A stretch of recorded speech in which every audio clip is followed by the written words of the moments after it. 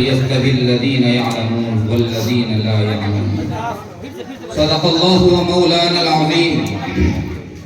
آج کا ہمارا یہ اجلاس، ہمارا یہ جلسہ چونکہ مدرسوں کے طلباء سے متعلق ہے اور مدرسے کے بچوں نے جو پورے سال محنت کی ہے اور ان کے اساتذہ نے جو محنت کی ہے،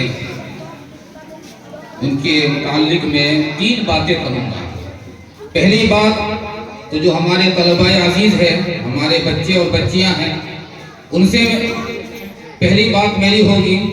دوسری بات جو ہمارے اساتذہ کرام ہیں، ان سے میں کہوں گا، اور تیسری بات آپ حضرات سے، اس کے بعد حضرت مولانا مفتی سعید صاحب پالنپوری نور اللہ مرقدہ، جو دارالعلوم دیوبند کے شیخ الحدیث تھے، جب وہ بخاری کا آخری درس دیتے تو طلباء سے پوچھا کرتے تھے، بچوں سنو، جو طالب علم ہے انہی سے میں بول رہا ہوں، طالب علم سنو، تو طلباء سے وہ سوال کرتے تھے کہ بچوں بتاؤ تمہیں کس نے پڑھایا؟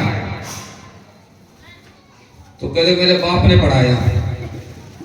کیا بولتے تھے؟ میرے باپ نے پڑھایا، میرے ابا نے پڑھایا۔ تیرے ابا نے دکان پہ پڑھایا یا مدرسے میں آ کے پڑھایا؟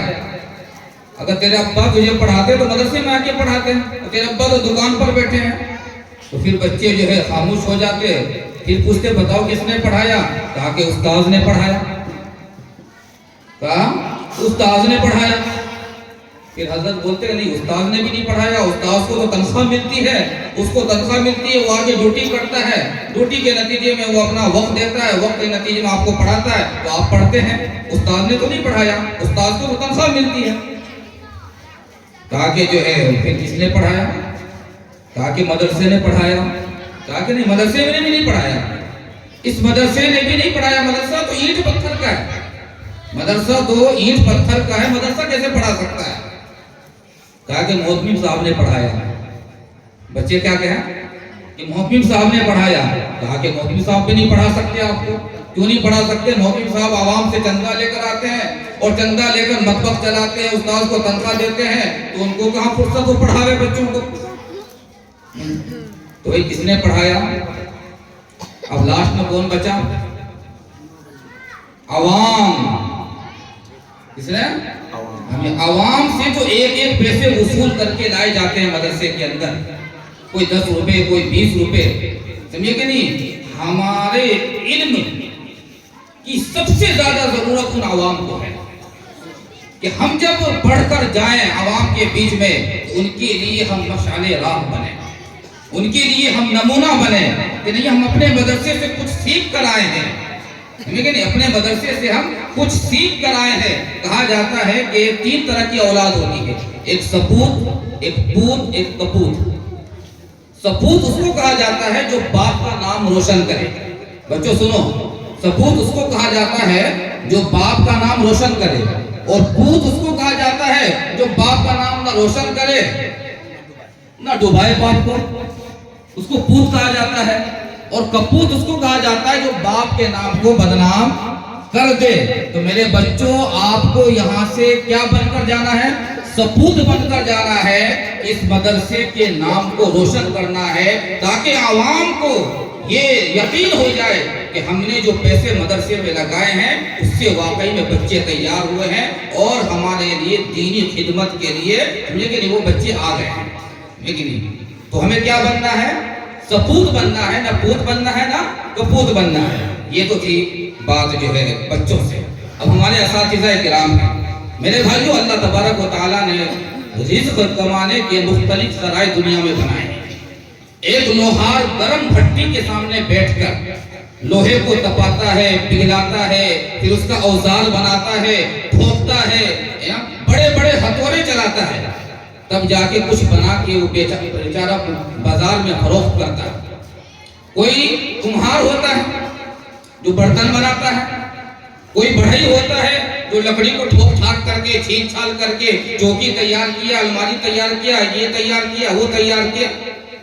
لیکن اللہ تبارک و تعالیٰ نے اس قرآن پاک کی برکت سے ہم سب کو جو ذمہ داری دی ہے، وہ کیا ذمہ داری دی ہے؟ اللہ نے کہا کہ میرے کلام کو تم پڑھاؤ، میرے قرآن کو تم پڑھاؤ۔ اللہ نے اس ذمہ داری کے لیے ہمیں چنا ہے، ہمیں بڑھئی کے لیے نہیں چنا، ہمیں لوہار کے لیے نہیں چنا، ہمیں اور کام کے لیے نہیں چنا، ورنہ تو اینٹ جوڑنے والے اینٹ جوڑ کر مکان تیار کر رہے ہیں، سمجھے کہ نہیں؟ پتھر والے پتھر توڑ رہے ہیں، سمجھے کہ نہیں؟ لیکن اللہ کا شکر ہے کہ ہم لوگ، سمجھے کہ نہیں، اللہ کا کلام ان بچوں کو پڑھا رہے ہیں، یہ ہمارے لیے نعمت ہے، یہ ہمارے لیے نعمت ہے۔ اور میرے بھائیوں، آپ حضرات سے میں مخاطب ہوں کہ اس گاؤں میں جو مدرسہ ہے آپ کا، یہ نعمت غیر مترتبہ ہے، بہت بڑی اللہ نے نعمت دی ہے۔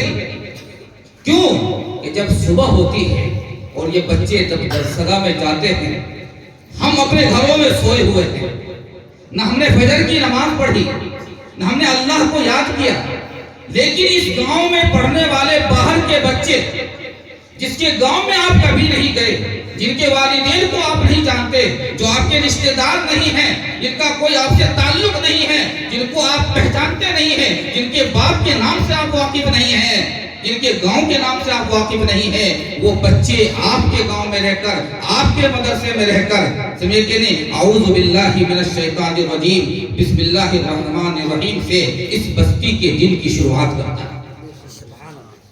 کہ نہیں، اور پھر اللہ تبارک و تعالیٰ کا کلام پڑھتا ہے۔ میرے دوستو، کتنی بڑی دولت اللہ نے ہمارے اس گاؤں میں دی ہے، اس دولت کی ہم لوگ قدر کریں۔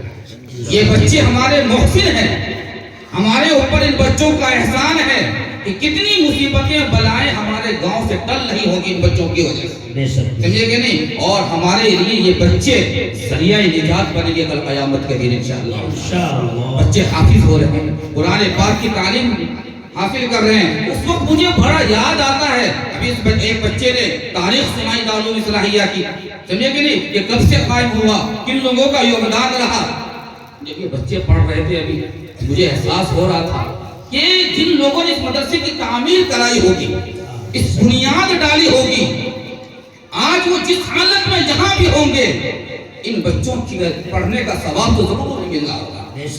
وہ اپنے قبروں میں پڑے ہوں گے، وہ بوڑھے بنا کر چلے گئے ہیں، لیکن واقعی میں کتنی خوشی آج انہیں مل رہی ہوگی کہ دو بچیوں نے قرآن پاک پورا کیا ہے، ایک بچہ اس گاؤں میں حافظ ہوا ہے، ایک اور بچہ حافظ ہوا ہے، دو حافظ بنے ہیں، دو نے ناظرہ مکمل کیا ہے، قرآن پاک کی تعلیم جاری اور ساری ہے۔ میرے دوستو، اس مدرسے کی وجہ سے جیسا کہ فاروق صاحب نے کہا، بڑی عزت اور مقام اس گاؤں کو اور اس گاؤں والوں کو حاصل ہے۔ اس عزت کو قائم رکھے، بچا کر رکھے۔ بس اس پہ میں اپنی بات کو ختم کرتا ہوں، اپنی عزت کو بقا۔ ایک واقعہ سن لیجیے، جیسا حافظ فاروق صاحب نے بہت سارے واقعات سنائے ہیں، بہت سارے واقعات حافظ فاروق صاحب نے بھی سنائے ہیں۔ تازہ واقعہ، ابھی 2 مہینے پہلے ہمارے گاؤں سے بارات گئی۔ ہماری ایک تنظیم چلتی ہے، جمعیت وہ تنظیم علماء ائمہ فاؤنڈیشن، اس تنظیم کا کام ہے کہ کہیں بھی علاقے میں ڈی جے بجے اس کو روکنا ہے، اور بھی بہت سارے جو کام ہوتے ہیں اس کو روکنا ہے، سمجھے کہ نہیں؟ تو جب یہاں سے، اور اس کا صدر سیکریٹری ہم ہی ہے، یہ قاری صاحب ذمہ دار ہیں، ہم ذمہ دار ہیں، حافظ فاروق ذمہ دار ہیں، اور ہمارا کام ہوتا ہے علاقے کے اندر جہاں بھی ڈی جے بجے اس کو روکنا۔ تو جب انہوں نے سوچا کہ مفتی صاحب کے گاؤں سے بارات جا رہی ہے، 2 مہینے پہلے کی بات ہے، اور 2-3 کلومیٹر کے اندر ہی گئی ہے بارات، سمجھے کہ نام نہیں لیں گے، سمجھے کہ تو ان لوگوں نے جو وہاں کے مولوی سب تھے کہا کہ مفتی صاحب کے محلے سے بارات آ رہی ہے، ظاہر سی بات ہے کہ سب کو وہ لوگ چوکنا کر دیا کہ کوئی بدماشی مت کرنا، شاہپور سے بارات آ رہی ہے، کیا حضرت بتا رہے تھے کہ کوئی بدماشی مت کرنا، الٹا سیدھا کام مت کرنا، شاہپور مدرسے سے بارات آ رہی ہے، اس گاؤں میں مفتی صاحب رہتے ہیں، سمجھے کہ ہماری تنظیم کے صدر ہیں، الٹا سیدھا کوئی کام مت کرنا۔ جب یہاں سے بارات پہنچی اور جو پٹاخے اللہ سمجھ چھوڑنے جو شروع کی ہمارے نوجوان نے، سمجھے کہ نہیں، میں تو کہتا ہوں سہرسہ میں نہیں، کچھ نوجوان کو دلی سے اسپیشل پٹاخے خرید کر لائے تھے، آدھا گھنٹہ 1 گھنٹے تک پٹاخہ چھوٹتا ہی رہ گیا، سمجھے کہ نہیں۔ اور اس کے بعد جب ہمارے مدرسے کے اسٹاف چندہ کرنے کے لیے گئے اس علاقے کے اندر، کہا کہ یہی ہوتا ہے شاہپور کے اندر کہ ہم نے تو آپ کا اتنا خیال کیا کہ پورے گاؤں میں اعلان کر دیا کہ سب آرام سے رہنا، کوئی بدماشی نہ کرنا، شاہپور کی بارات آ رہی ہے، لوگ باہر کی ہماری اتنی عزت کرے اور ہم ہمیں اپنی عزت کا کوئی خیال نہیں۔ ہمیں اپنی عزت کا کوئی خیال نہیں ہے. پورے گاؤں میں محلے میں علاقے کے اندر ہم ڈی جے بجوا رہے ہیں اور ہمارے گاؤں میں ڈی جے بجایا جا رہا ہے. سمجھے کہ نہیں؟ ان مولویوں پر کیا اثر پڑے گا کہ جب ذمہ دار کے گاؤں میں ڈی جے بجایا جا رہا ہے؟ یہ ذمہ دار اس اعتبار سے ہے کہ ہمارے گاؤں میں منع کرے. اس لیے میرے بھائیو، اس سے پہلے بھی میں نے کہا تھا یہ محرم کے جلوس جلسے مت نکالو، یہ محرم کے تعزیہ مت نکالو، یہ کھیل کود مت کرو، اس سے گاؤں کی بدنامی ہوتی ہے. یہ چلک جہیز مت لو، اس سے گاؤں کی بدنامی ہوتی ہے. اللہ نے آپ کو مدرسے کے نام پر اور ان طلباء کے نام پر بہت بڑی دولت دی ہے.